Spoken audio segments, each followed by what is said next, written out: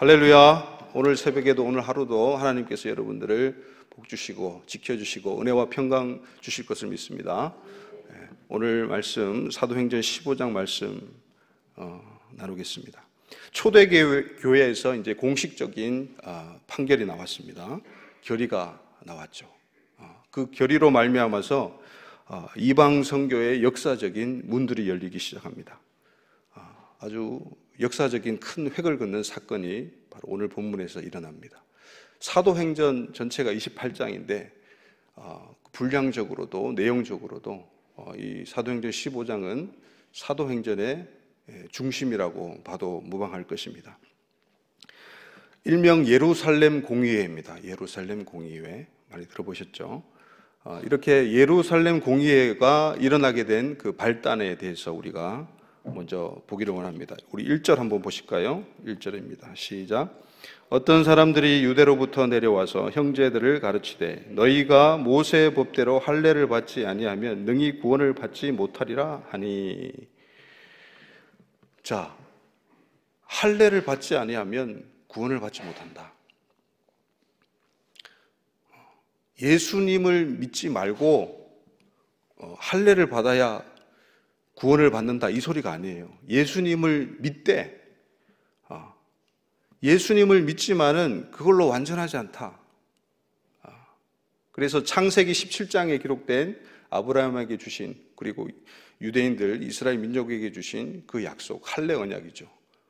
몸에 표징이 있게 하는 하나님의 그 언약을 몸에 새기는 그 할례 언약이 굉장히 중요했던 이유가 그 할례를 받지 않으면 백성 가운데서 끊어지리라는 말씀이 있기 때문에 그래요. 그래서 예수님을 믿되 예수님을 메시아로 너희가 영접하되 할례를 받아야 온전한 구원을 이룬다 라고 하는 그 미혹들이 다른 복음이라고 하죠. 갈라디아서에서 이야기하는 그 다른 복음의 핵심이 바로 이 할례입니다. 할례. 그런데 이 갈라디아서를 결론 내면서 사도 바울이 뭐라고 이야기합니까? 할례나 무할례나 아무것도 아니다. 오직 새로 지으심을 받는 것이 중요하니라. 그렇게 결론을 내립니다. 새로 지으심을 받는 것. 예수 그리스도와 성령으로 말미암아 우리가 새 사람으로 거듭나는 것. 새 창조를 입는 것. 그것이 중요하지. 겉으로 육체적으로 할례를 받는 것은 그것은 본질적인 게 아니다. 진리의 입장에서 본다면 그것은 그렇게 중요한 사건이 아니다. 그렇게 이야기하는 것이죠. 그래서 이 갈라디아서를 쓰게 된 동기, 이런 것들이 오늘 이 사도행전 15장에서 그렇게 전조적으로 나오고 있습니다. 그래서 15장과 사도행전 15장과 갈라디아서는 굉장히 깊은 연관이 있습니다. 여러분, 우리 이방인들도 받아야 되는 할례가 있습니다. 마음의 할례입니다. 이 마음의 할례가 다른 말로 오늘 사도행전 15장에 그렇게 사도 베드로가 이야기하고 있습니다. 우리 15장 말씀 가운데서 9절 말씀 한번 보실까요? 9절입니다. 시작. 믿음으로 그들이 마음에 깨끗이 하사 그들이나 우리나 차별하지 아니하셨느니라. 아멘. 믿음으로 그들의 마음을 깨끗이 하사, 이것이 곧 마음의 할례입니다. 또 성령 세례가 또 다른 말에 이 마음의 할례입니다. 그래서 우리 이방인들은, 예수님을 믿는 우리 이방인들은 육체의 그 할례를 우리가 행할 것이 아니라 우리 마음의 할례를 행해야 될 줄 믿습니다. 그런데 유대인들도, 이스라엘 사람들도 마찬가지예요. 육체의 할례를 행할 것이 아니라 그들이 마음의 할례를 행해라고 이미 신명기에서 모세가 2번씩이나 이야기하고 있고, 예레미야 선지자도 그렇게 이 마음의 할례에 대해서 그렇게 강조하고 있습니다. 그래서 사도 바울은 이 부분에 대해서 굉장히 강조하는데 갈라디아에서도 나오고 로마서에서도 나옵니다.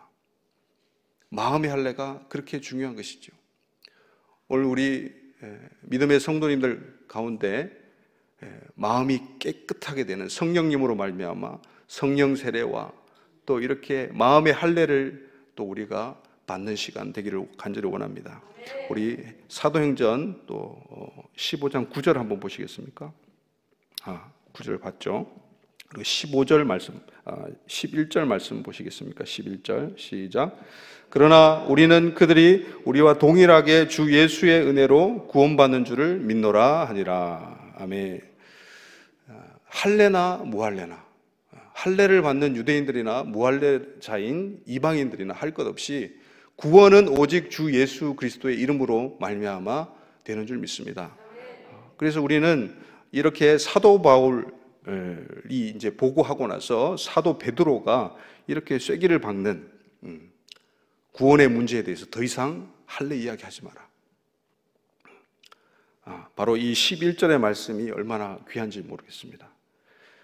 주 예수의 은혜로 구원을 받는다. 주 예수의 은혜로 구원을 받는 것을 이방인들이 그렇게 성령을 세례를 받고 구원을 받는 모습들을 사도 베드로는 직접 경험했습니다. 사도행전 10장에 나오는 고넬료의 사건을 보면 우리가 알 수가 있죠. 고넬료의 집에 이제 베드로를 초대해서 베드로가 말씀을 전하는 중에, 하나님의 말씀을 전하는 중에 설교 시간 가운데 성령이 임했습니다. 그래서 고넬료와 그 가족들이 다 구원을 받는 놀라운 역사가 일어났던 것을 우리는 익히 알고 있습니다. 우리 대단한 사건들이 있었고, 우리 15장 전편에 보면 사도행전 1장부터 14장까지 놀라운 사건들이 있지 않습니까? 그래서 사도 바울도 겪었던 그 놀라운 이방인들의 구원의 역사를 직접 보면서 귀신들이 예수 이름으로 쫓겨나가고 또 집단적으로 또 예수님을 믿게 되고 이런 일들을 이제 많이 간증을 하게 됩니다. 이 안디옥에서부터 이제 이 바울과 바나바가 예루살렘으로 보내지게 됩니다. 교회의 인도하심을 받아서 그렇게 전송함을 받아서 내려오는데, 우리 3절 한번 보시겠습니까? 3절 시작.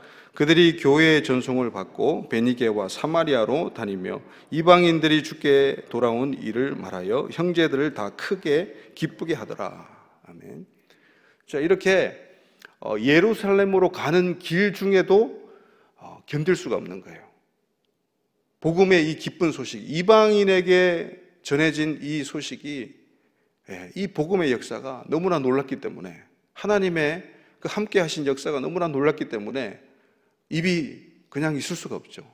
그래서 오는 길에도 그렇게 간증을 하면서, 간증 플러스 복음을 전하면서 그렇게 내려왔던 것입니다. 예루살렘까지 꽤 길이가 있는데요, 거리가 있는데요.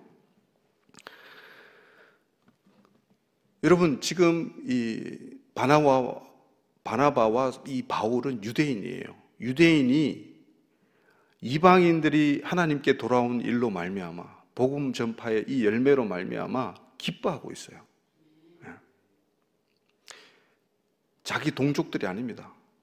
여러분, 우리가 우리 주변의 친지들, 가족들 전도해서 복음 전파해서 그 수모를 겪으면서 오랜 시간 기도로 버틴 결과 극적으로 가족들이 돌아오면 얼마나 기쁩니까? 할렐루야. 네. 가족들의 구원을 위해서 기도하시는 분들 계시지요. 네.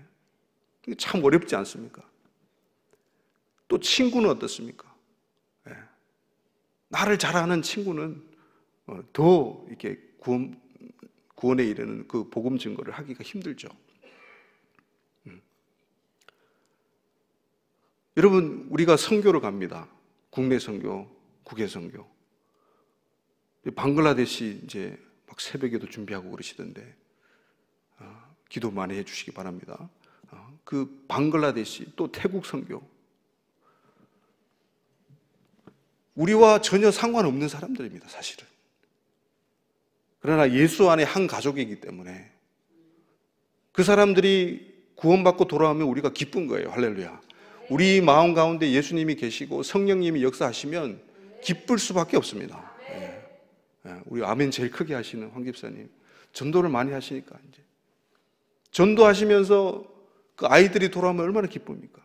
예, 말할 수 없는 기쁨이죠. 그러나 여러분도 한번 생각해 보십시오. 유대인들이 이방인의 구원을 보고 기뻐했다. 그럼 반대로 우리 이방 그리스도인들은 유대인들이 예수님 믿고 돌아오면 기쁩니까? 잠잠하시죠?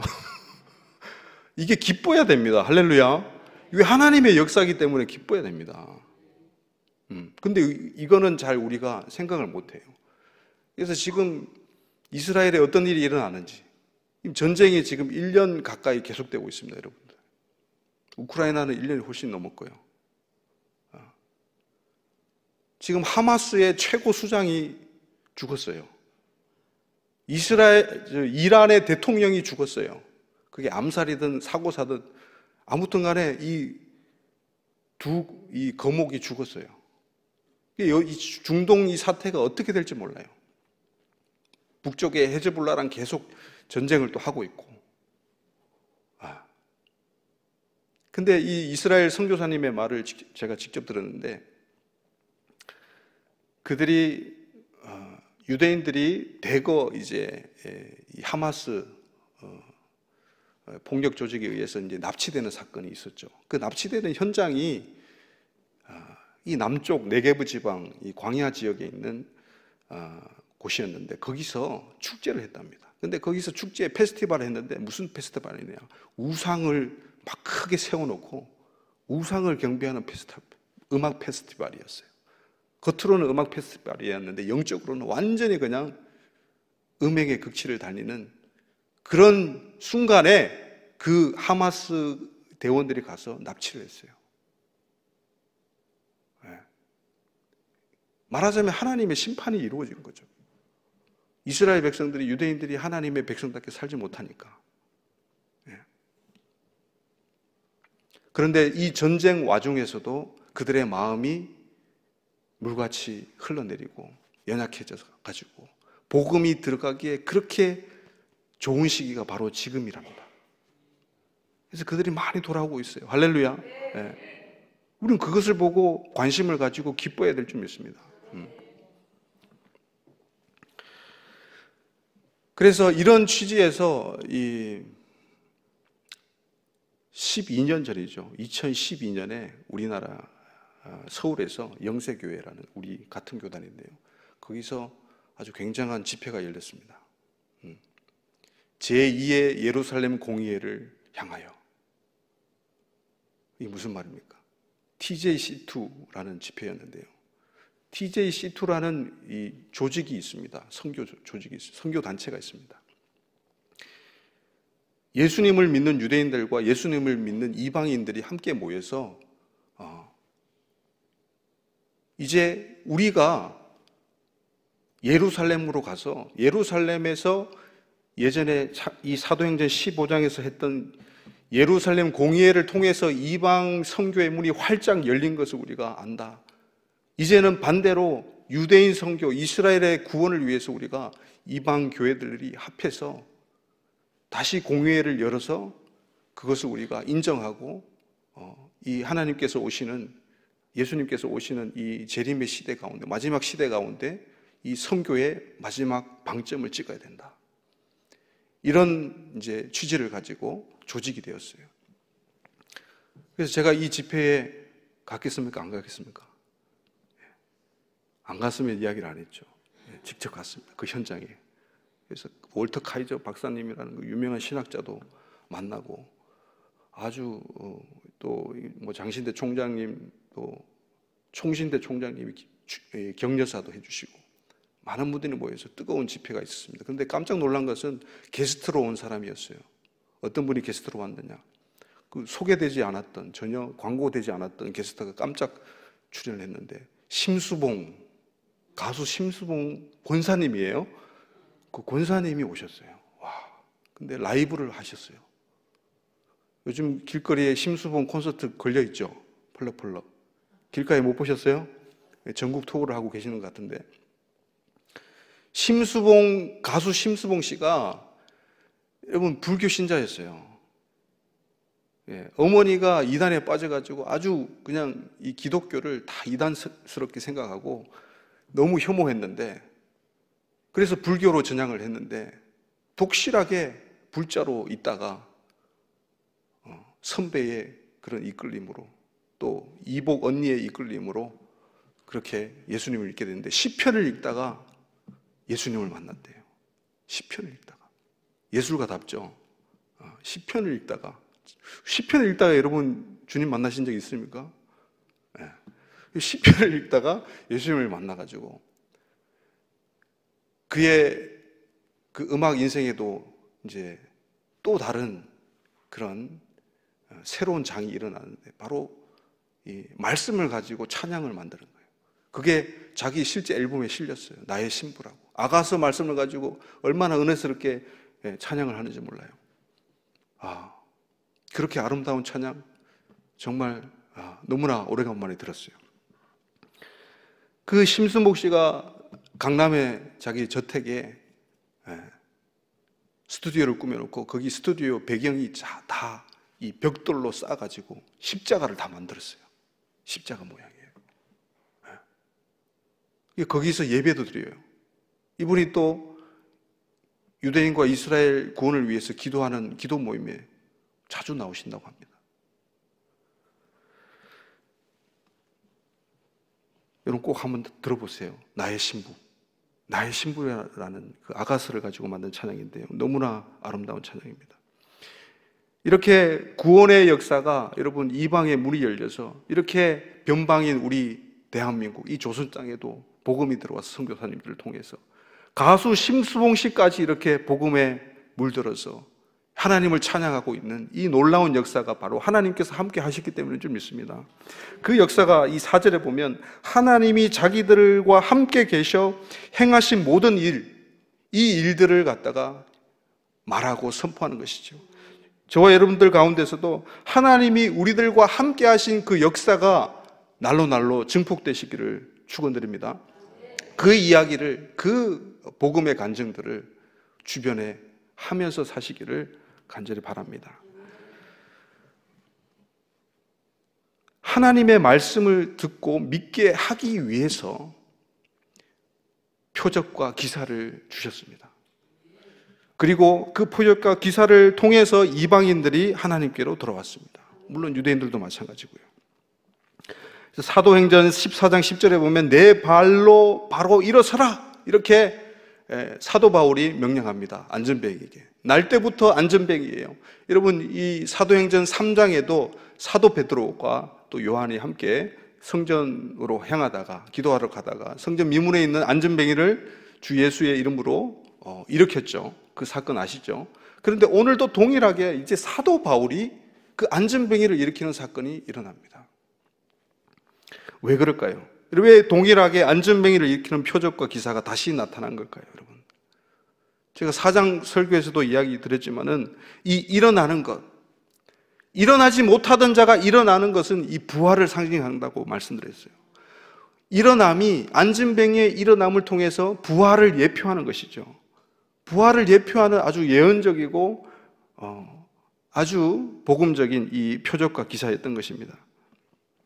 그래서 여러분 우리 14장인데요. 14장 말씀인데 19절, 20절 한번 보시겠습니까? 19절, 20절 시작. 유대인들이 안디옥과 이고니온에서 와서 무리를 충동하니 그들이 돌로 바울을 쳐서 죽은 줄로 알고 시외로 끌어내치니라. 제자들이 둘러섰을 때 바울이 일어나 그 성에 들어갔다가 이튿날 바나바와 함께 더베로 가서. 아멘. 바울이 여러분 돌 맞아 거의 죽은 사람처럼 됐어요. 실제로 죽었을지 모릅니다. 그래서 다시 하나님의 은혜로 바울이 일어났습니다. 그 일어났다는 표현 자체가 아니스템이라는 이 헬라어를 쓰고 있는데 이것이 아까 안전뱅이가 일어났던 거랑 똑같아요. 근데 이것은 아나스타시스라는 부활의 말을 상징하고 있는 표현이에요. 놀랍게도. 히브리에서는 그게 쿰이라고 말씀드렸는데 쿰은 이제 일어나는 거예요. 부활이라는 말이 따로 없이 일어나는 거예요. 그래서 이 일들을 통해서 엄청난 이제 복음의 역사가 진행되면서 이것이 이제 예루살렘 공의회에서 사도 바울이 간증하게 되는, 그리고 베드로가 간증하게 되는 그런 일들이 일어나게 되죠. 그러면서 이제 총회장이신 이제 야고보께서, 사도 야고보가 그렇게 결론을 내립니다. 우리 15절, 16절 말씀입니다. 시작. 선지자들의 말씀이 이와 일치하도다. 기록된 바 이후에 내가 돌아와서 다윗의 무너진 장막을 다시 지으며 또 그 허물어진 것을 다시 지어 일으키리니. 여기까지만 봅시다. 여러분 보세요. 이 다윗의 장막을 회복하는 일, 이것에 대해서 이야기합니다. 여러분 아모스서 이 9장 11절 12절의 말씀을 그대로 이 사도 야고보가 인용하면서 예루살렘 공의회에 이 결론을 내리고 있는 장면이에요. 이 선지자들의 말씀을 성취하는 그 놀라운 역사적인 모멘텀을 지금 이 사도들은 예루살렘에서 지금 모여서 하나님의 인도하심 아래에서 그렇게 진행했던 것입니다. 아모스서, 우리가 부교육자들이 아모스서도 했었는데요, 이 아모스서 9장이 끝장입니다. 근데 9장 전에 7, 8장, 6장부터 해서 이 처음부터 해서 심판의 내용이 계속 나옵니다. 심판이 계속 선포가 돼요. 이스라엘뿐만 아니라 열방에도 심판이 선고가 되고, 그러면서 여호와의 날에 임할 것이다. 그 주제 자체가 여호와의 날이잖아요. 심판의 날이잖아요. 그런데 그 심판 말씀 이후에 어떤 말씀이 주어지냐면 바로 다윗의 장막이 회복되는 말씀이 주어져요. 그리고 제일 마지막에는 너희가 다시는 그 땅에서, 돌아간 땅에서 뽑히지 아니하리라. 심기어져서 뽑히지 아니하리라. 그 회복의 영원성을 대해서 이야기하고 있습니다. 여러분, 이렇게 성경은 아모스서뿐만 아니라 선지서뿐만 아니라 이렇게 심판과 회복이라는 사이클을 통해서 일어나고 있어요. 에덴 동산에서 쫓겨났던 사람들, 아담과 하와를 생각해 보십시오. 그 회복의 복음으로 바로 여자의 후손 언약을 주십니다. 그리고 어떻습니까? 바벨탑 사건, 심판이 주어지죠. 하나님께서 바벨탑을 허무시죠. 그 다음에 회복의 역사가, 아브라함을 부르시면서 회복의 역사가 시작됩니다. 이런 역사들이 성경에 비일비재합니다. 노아의 방주도 마찬가지예요. 노아의 방주 사건을 통해서, 심판을 통해서 이제 새로운 세계가 열립니다. 회복이 일어납니다. 우리 개인적으로도 마찬가지예요, 여러분들. 개인적으로도 심판과 회복이 있습니다. 우리가 예수님을 믿으면 우리의 죄가 심판받습니다. 할렐루야. 우리의 옛자가 심판받습니다. 그래서 새로운 자아로, 새로운 하나님의 형상으로, 새 피조물로 우리가 그 은혜를 받고 세워지는 것입니다. 이 심판과 회복이 개인의 신앙의 삶에도 일어나고 공동체적으로도 일어나고 역사적으로 일어난다는 소리입니다. 여러분, 이렇게 사도행전의 가장 중심부에 다윗의 장막이 회복되는 이 말씀을 선포하면서 예루살렘 공의회가 땅땅땅 결론이 납니다. 무너졌던 다윗의 장막, 무엇을 이야기합니까? 단순한 예배의 회복이 아니라 개인의 회복을 넘어서서 이 언약은 바로 하나님 나라의 언약입니다. 하나님 나라가 세워지고 다시 무너졌던 것 같은 이스라엘, 무너졌던 것 같은 우리 개인의 인생사가 다시 회복되고 일어나서 예수 이름으로 말미암아 일어나서 부활의 역사를 우리가 체험하고 경험하는 것이에요. 그것이 우리의 현재적인 부활의 삶입니다. 이 삶을 살아가시기를 축원드립니다. 부활의 삶이에요. 우리가 실제로 부활하지만은, 미래적인 부활이 있지만은 현재적으로도 우리가 부활의 삶을 소망하면서 살아야 됩니다. 우리가 사도행전을 보느라면요, 이 부활이 가장 중심 메시지입니다, 여러분들. 물론 하나님 나라, 그리고 오늘 이 다윗의 장막에 관한 이야기들, 많은 메시지들이 있지만은 이 부활의 메시지가 그 핵심입니다. 그래서 사도행전 1장을 보면 예수님의 부활을 증언할 사람들, 바로 사도들을 뽑는 그 조건이 예수님의 부활을 증언하는 사람들이에요. 그리고 사도행전 끝에도 마찬가지입니다. 사도 바울이 그렇게 이야기합니다. 하나님이 우리 조상에게 약속하신 것을 바라는 까닭으로 내가 베스도 총독 앞에 내가 신문받으러 섰다. 내가 이렇게 감옥에 갇혔다. 그렇게 이야기합니다. 그러면서 밤낮으로 간절히 하나님을 받들어 섬김으로 얻기를 바라는 바, 이 소망으로 말미암아 내가 유대인들에게 고소를 당했다. 그러면서 하는 말이 뭡니까? 당신들은 하나님이 죽은 자를 살리심을 왜 못 믿느냐? 이렇게 반문합니다. 여러분, 죽은 자를 살리시는 하나님의 역사를 믿으십니까? 부활의 역사를 믿으십니까? 예수님이 처음으로 부활의 첫 열매가 되셨습니다. 할렐루야. 그렇듯이 우리도 부활합니다. 그 부활의 능력을 사모하면서 현재적인 부활의 삶을 살아가시길 예수님 이름으로 축원드립니다.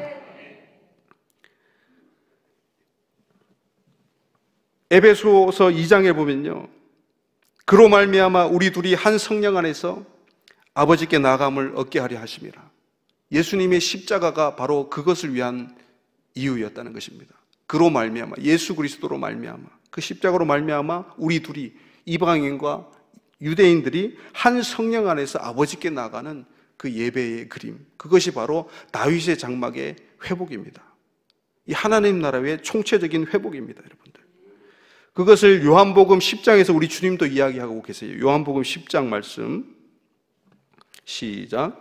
또 이 우리에 들지 아니한 다른 양들이 내게 있어 내가 인도하여야 할 터이니 그들도 내 음성을 듣고 한 무리가 되어 한 목자에게 있으리라. 아멘. 구약의 선지자 아모스가 예언하고 오늘 사도행전 15장에서 예루살렘 공의회에서 총회장 사도 야고보께서 예언적인 부분적인 성취를 이야기하는 이 다윗의 장막의 회복, 아킴 에트 수카트 다빗. 아킴, 내가 세운다는 말입니다. 하나님이 직접 세운다는 말씀입니다, 여러분들. 여러분, 하나님께서 말씀하시고 하나님께서 언약하신 일이 되지 않는 일이 있습니까? 없습니다. 하나님께서 내가 세우겠다고 이미 아모스서에서 말씀하셨고 그 부분적인 1차적인 성취가 사도행전 15장에서 일어났습니다. 할렐루야. 그 성취는 끝이 난 것이 아닙니다. 지금도 계속 이루어지고 있는 말씀이에요. 그리고 종국에는 예수님이 오셔서 재림하셔서 그 말씀을 완전히 이루실 것인 줄 믿습니다.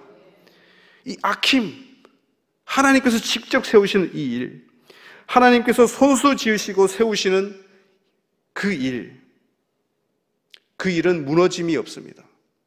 실패할 확률이 0%입니다. 여러분, 우리는 많은 일들을 계획하고 뭔가를 세우려고 합니다. 그러나 하나님이 세우시는 이 일에 우리가 동참해야 우리가 성도로서의 본분을 다하는 줄 믿습니다. 이 하나님이 세우시는 다윗의 장막의 이 일 가운데 우리 성도님들이 전 인생이, 또 성도님들의 집안과 우리 자녀들이 다 포함되시기를 예수님 이름으로 축원드립니다. 할렐루야. 예수님께서 십자가를 지신 이유도 바로 이것을 완성하시기 위해서였다는 것입니다. 다윗의 장막을 짓는 일을 우리가 멈추지 않고 우리가 오늘도 기도로 그 장막을 짓겠습니다. 우리가 또 현재적인 부활의 삶으로 그 장막을 짓겠습니다 라고 고백하는 저와 여러분들 되시기를 예수님 이름으로 축원드립니다. 자, 제가 기도하고 마무리하겠습니다. 하나님 아버지 감사합니다. 오늘 우리가 사도행전 15장의 말씀을 대합니다. 주님께서 아모스 선지자를 통해서 말씀하신 다윗의 장막의 회복이 1차적으로 이 예루살렘 공의에서 일어났는데 이제 이 언약을 우리가 오늘 붙잡습니다. 하나님, 오늘 성령의 세례를 받기 원하고 마음의 할례를 받기 원하고 우리의 마음이 믿음으로 말미암아 깨끗해지기를 원합니다. 주 예수의 보혈의 은혜가 우리에게 임하게 하여 주시고 성령의 세례가 우리에게 임하여 주셔서 주님, 다윗의 장막을 세우는데 게을리지 하지 않고 기도하며 소망하며 현재적인 새로운 삶의 부활로, 그 부활의 삶으로 살아가는 믿음 있고 능력 있는 성도들로 세워 주시옵소서. 감사하고 예수님의 이름으로 기도드리옵나이다. 아멘. 주여, 주여, 주여. 하나님 아버지, 우리가 다윗의 장막을 짓겠습니다. 하나님께서 세우시는 그 장막을 우리가 동의하며 짓겠습니다. 역사하여 주시옵소서.